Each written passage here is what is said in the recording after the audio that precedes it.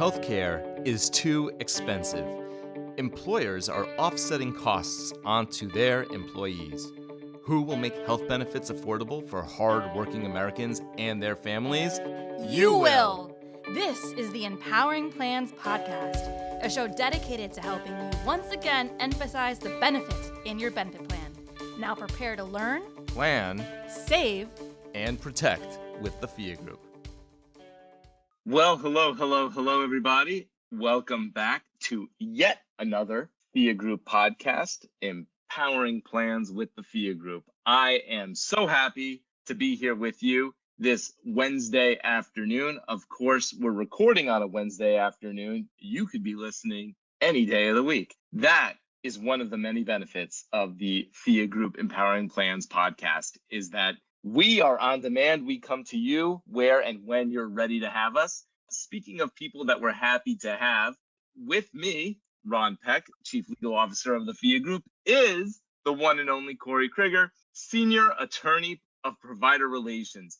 That is quite a mouthful. Corey, Senior Attorney, Provider Relations. How are you doing today, sir? Ron, I couldn't be better. It's one of my favorite times of year. March Madness is upon us. My University of Kentucky Wildcats are playing the best ball all season, and I'm happy for that, and happy to be on this podcast with you. Wow. Well, you know what? You say you're happy, but honestly, when you say you couldn't be better, that sounds somewhat pessimistic. I'm going to stay hopeful and optimistic and say, Corey, there's always room for improvement, and we're going to get there. So speaking of room for improvement, today's topic is one about which we covered in a recent webinar. It's one about which our FIA Group consulting team will be doing an independent consulting and evaluation, aka ICE, exclusive webinar. And it's a topic about which many of our clients have been contacting us. What are they contacting us about? What is this topic that we keep hammering away? It's about weight loss,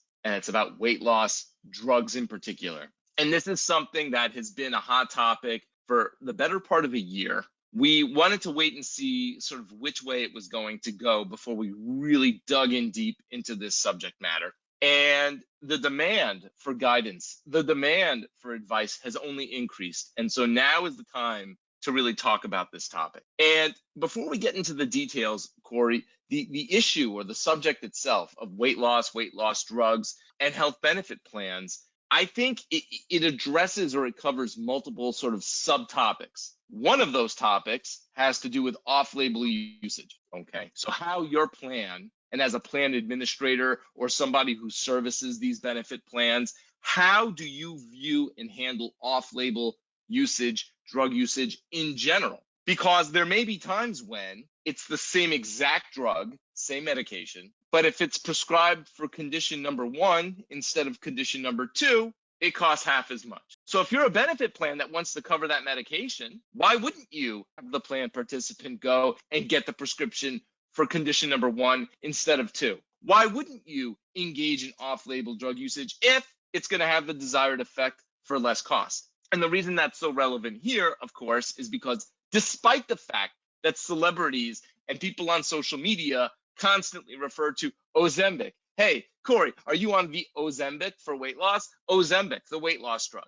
Ozempic is a diabetes drug. If you're not a diabetic and you're taking Ozempic, that's off-label drug usage. You're taking a diabetes drug despite not having diabetes. Wegovy, that's the weight loss drug. Now, if I tell you it's the same exact chemical, it's the same drug with a different label, slightly different dosage, but you can adjust that accordingly, and that the diabetes drug generally costs less than the weight loss drug, you'd probably say, okay, I get it. But if you're a plan administrator and you're looking at this, you may think of this and say, they're trying to pull a fast one on me. Corey, my employee and their provider know that my plan excludes cosmetic drugs, excludes claims for weight loss. So they're trying to pull a fast one on me. They're telling me that she's diabetic, that she needs this medication for her diabetes, but she's not diabetic. They're lying to me. So that's issue number 1. Issue number 2, is weight loss something for which you and your benefit plan want to pay in the first place? And you'll hear both sides of the argument. On the one hand, you'll hear about how it improves productivity, it reduces anxiety, it reduces complications from diabetes. It eliminates the chance of diabetes for someone who's pre-diabetic, type 2, not type 1, obviously. It improves overall health. It reduces the likelihood of pulmonary disease, cardiac disease. I mentioned diabetes, stroke, depression, right? So you're helping to improve overall health, which in turn creates savings for the plan. That's on the one hand. But on the other hand, someone's going to say, the drug is very expensive. It's a cost I have to pay now. And who's to say I'm saving any money? Because maybe that person wouldn't have their heart attack or stroke until they were retired. And then it's Medicare's problem, not mine. So there's, of course, the argument, is it a worthwhile thing in the first place as a plan? Is it something you want to pay for? Do you view that as part of the health for which you provide benefits? And then, of course, the third issue is, if I don't mind off-label usage, I want to help improve general health, I'd like to cover this, I want my employees to be happy, everything is wonderful, la-di-da, it's expensive. How do I afford it? It's too expensive. I want to pay for it. Is there a way that I can cover it that's affordable? So those are really the three general topics or subtopics that we've been dealing with. The off-label issue and how you handle that. The issue of the actual, whether it's worthwhile, is it an endeavor you wish to engage in the first place? And finally, if you do, how do you contain the costs? So, Corey, I know you've got a lot to say, and I've already said quite a bit about the topic and some of the research you've done, and I'm curious to hear your thoughts on the matter. Yeah, absolutely. Thanks, Ron. It's funny. A lot of times, the podcast topics that I hop in on, they occur naturally in my day-to-day work, right? And I get on here and I talk about something that I'm involved in and that I've, seen or have case studies for. This topic is a little bit different for me because, I started my own weight loss and fitness journey around June of last year. And like any good lawyer, when I pick up a new hobby, I love to read on it and I love to research about it and I like to see what's going on. So, I started off by lifting weights and then looking into nutrition and looking into how to be healthier in general.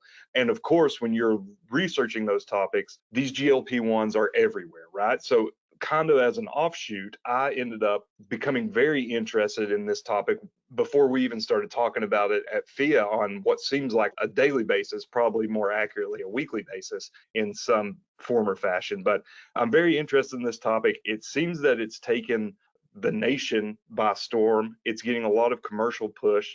So I thought the way that I would talk about it a little bit here, Ron, one, how these drugs are viewed from the health plan and the consumer side. I think both can improve and better decisions can be made. I think on one hand, you have a health plan who's looking at this from a cost perspective, as you outlined, Ron. And I think from a consumer standpoint, here at FIA, we are all about being educated consumers and containing cost of healthcare. They both go hand in hand. And it feels like while health plans can focus in on the cost of the drug and maybe not look at the long-term benefits of providing it, I feel like the flip side of that coin is that consumers can focus solely on the benefits without thinking about the cost, both fiscally and physically, from the side effects. So I would like to talk a little bit about what the research and what the data say around these GLP-1s. And I want to start with what I thought was a great opener.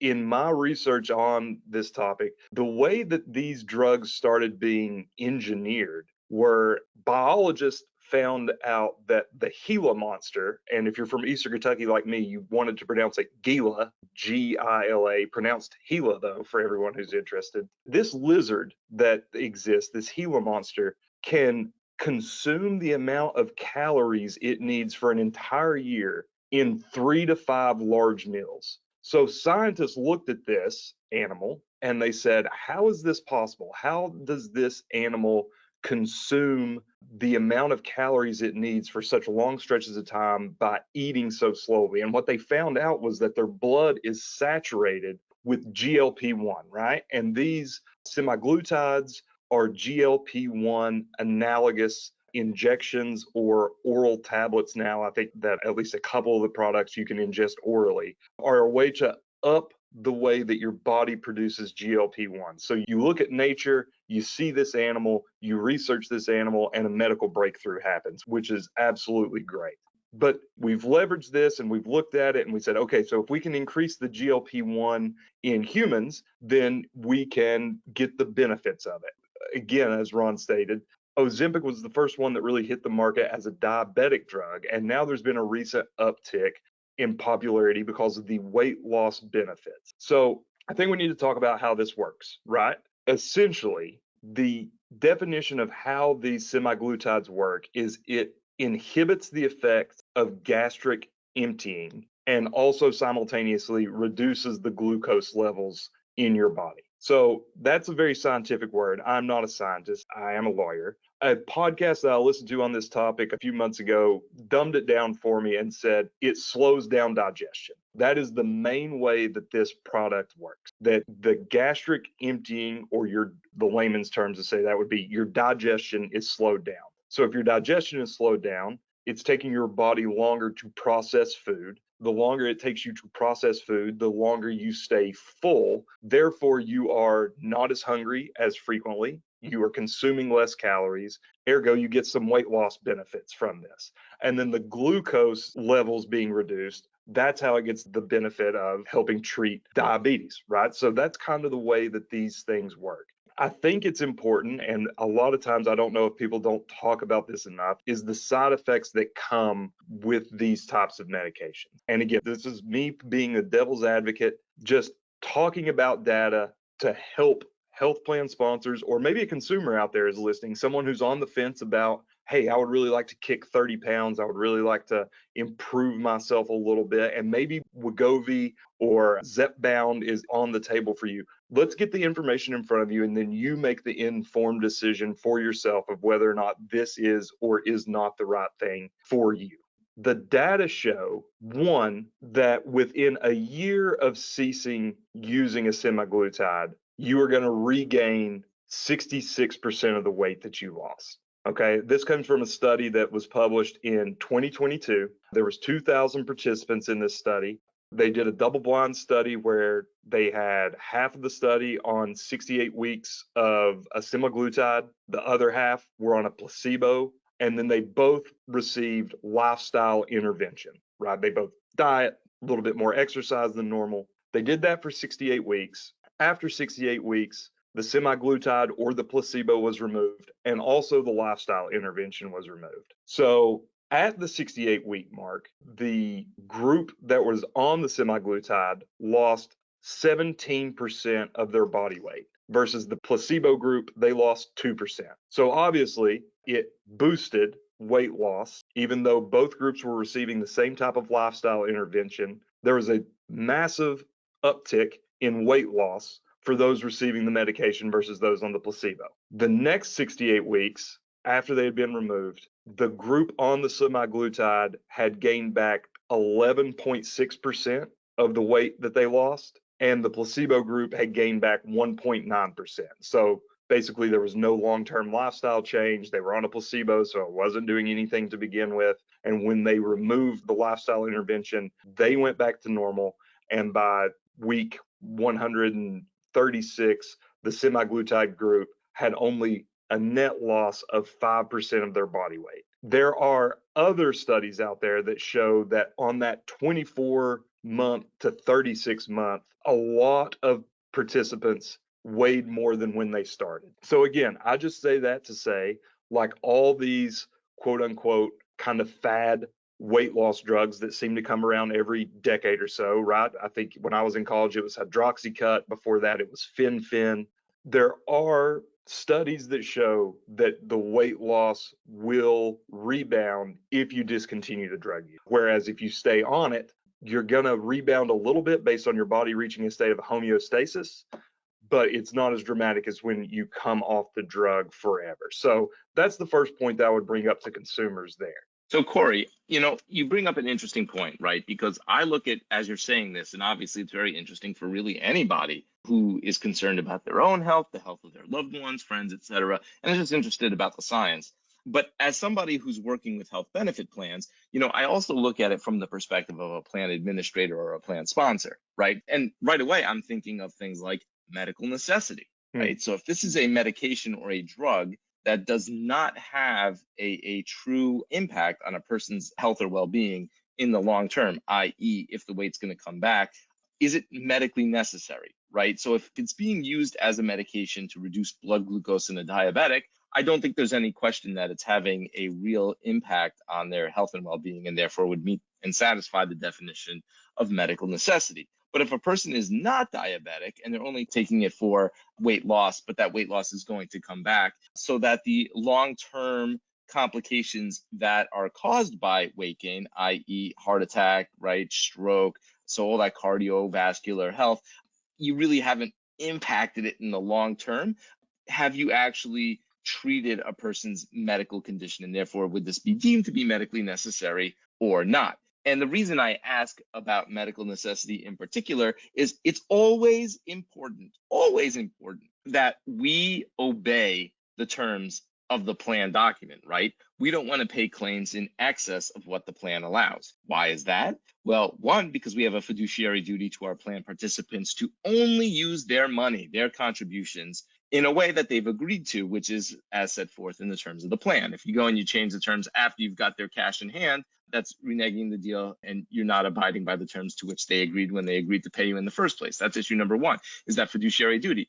Two, while I don't foresee the claims for this drug, despite being very expensive, necessarily hitting your spec deductible with stop loss, it may contribute towards hitting your aggregate deductible. And if stop loss goes and looks at your plan's overall spend and sees that a large portion of your annual spending was on these weight loss drugs, which A, like I said, may not be medically necessary, B, for cosmetic purposes, may be excluded by the plan, they may carve that out of the reimbursement. Not to mention the fact you talk about complications, and I know that some of the complications, albeit somewhat rare, might actually be quite expensive. So things that impact a person's gastrointestinal health, GI complaints, gallbladder issues, right? If somebody has a major expensive complication there that even incurs the cost of surgery to repair, even though those claims on their own may be covered, because they arise from an excluded treatment, might be excluded as well, and therefore not covered by stop loss. So recognizing the medical necessity and whether these things are actually covered by the plan before you go and pay for them, it's not just a matter of the plan's money, but also a matter of your members' money, so your fiduciary duty, and the opportunity to seek reimbursement from stop loss. Sorry about that. Go ahead, jump back in there, Corey. All great points, Ron. And just to hit one more point on your medical necessity, the other thing that this 2022 study that I've been referencing alludes to is that all the cardiometabolic improvements that were gained in the first 68 weeks of being on a semaglutide, they all reverted to baseline within the year that they removed the treatment. The blood pressure went back to baseline, lipid levels went back to baseline, cholesterol, both the HDL and LDL, all those returned to baseline after ceasing the treatment. So your point there on long-term benefits is very on point when it comes to this argument, because unless you're willing to pay to continue using this drug 10, 12, 15 years of employment, are you really helping your employees get healthier? Or are you putting a Band-Aid on a larger problem? So, and Ron, you mentioned the side effects. I do think it's important to hit on these very, very high level before we go here. A 2021 study basically comes out and says that 50% of users on these semaglutides will have some type of side effect. And that's because the side effects, the most common ones, and the non-serious ones, right? Nausea, upset stomach, constipation, those are all caused by the way that this drug works. If you remember, Ron, I said that this drug slows gastric emptying. Nausea, that's because your gastrointestine is not emptying correctly. Vomiting, same thing. Diarrhea, same thing. Constipation, same thing. So those big common symptoms are all symptoms that occur by the way that the drug is designed to work, which I think is interesting. That explains why Gila monsters have such a bad attitude all the time. They're so grumpy. One could say that it's a pain in their heel, maybe. Bad pun. Oh, I'll leave the puns to you from now on. Keep going, buddy. Okay, I will. So honestly, 67% of the reported adverse effects, according to the FDA, they are those non-serious side effects that we talked about. There was just under 12,000 adverse reports in 2022 pertain to semaglutide. 67% of those were non-serious, but the 33% were serious. Pancreatitis, thyroid cancer, pancreatic cancer, and then the big scary one that's really hitting the mainstream now is gastroparalysis. And it's up in the air. There are scientists on both sides that are saying ceasing the medication may or may not revert that gastroparalysis, which means your body literally cannot move food through the digestive tract. So now, why do we say all this, Ron? Why do I bring all this up? I just think it's important to have an informed consumer base. I think it's important for health plans to be informed about the things they're covering. I think it's important for consumers, no matter what the industry or product they're looking to consume, they should be informed about it. Weight loss on its face is a very important topic, but the long-term effects, and maybe this is even scarier than the gastroparalysis, the weight you lose on these semaglutides is 50% fat and 50% muscle. It's very common for you to have sarcopenic obesity, which is basically your fat loss and your muscle loss you're losing a 1-to-1 ratio, and you don't have the muscle mass you need to perform the basic functions of your body. You normally see this in elderly patients, but even middle-aged to younger patients on semaglutides are having this form of obesity where basically the only portions of their body that are having metabolic activity is their fat and their bones. And that's not a healthy place to be in, no matter what your age is. So be informed about your decisions, whether you're a plan sponsor or whether you're a consumer. If that was the one thing that I would have as a takeaway from this podcast, Ron, that's what I would want someone to take away. Great stuff. Let's summarize it then for those who are servicing health benefit plans or sponsoring them, right? Number one, the improvements to health caused by the medication are fleeting and may not be permanent. Maybe they are, but sometimes they're not. So then the question of cost savings long-term is actually thrown into question, right? If the intent is to save money for the plan long-term by improving a person's long-term health, reducing the likelihood of heart attack, stroke, etc., prediabetes, diabetes, etc., it may be that you're just kicking the can but not preventing it. That in turn calls into question the issue of medical necessity. Is it meeting the standard, the definition of medical necessity as set forth by the plan? If it is meeting the definition of medical necessity as set forth by the plan, doesn't meet the definition of medical necessity as set forth by your stop loss policy. The question or the reason why we need to ask whether it's excluded or not covered by the stop loss is because even if the claims for the medication itself do not reach your deductible, the complications that arise from its use, excluded use, may in turn result in a spec hit or a claim that would exceed the deductible for stop loss. And if something arises from something that is excluded, it often is also excluded. Recognizing all of that, if you're still thinking, yeah, but this is something I want to cover because it is valued, and the primary purpose of my health benefit plan is to recruit and retain talent, and I want people to be part of my plan. I want people to come work for me. I want word to get out there, hey, this employer pays for these drugs. If you want to lose some weight, come work here. That's great. Great. I get it. Putting the benefit back in benefit plan. It's one of our slogans, right, Corey? However, that being said, I need to ask, have you in the past covered weight loss surgery? Now, this is an interesting thing, right? Which is not really being talked about all that much. If your plan had in the past excluded coverage for weight loss surgery, lap band, etc., why are you then paying for this drug? If both treatments, surgical and medicinal, are intended to reduce a person's weight, why is it that one is covered and the other isn't? It may be because off-label usage, which I had mentioned earlier, is easier to sneak by when you're talking about a drug for diabetes that happens to also reduce weight as compared to a surgery. I'm not sure a person could go in for weight loss surgery and claim it's for anything other than weight loss. So that is sort of a new little wrinkle in this conversation. However, if weight loss treatment, whether it be drug or surgical, is something that your plan historically did not cover, you need to be able to justify the change in direction. Now, the last thing, and this will be our last point for the day, and if this was not enough for you, I insist that you go to phiagroup.com, PHIA group.com, check out the recordings of our previous webinars. We get into this in greater detail there.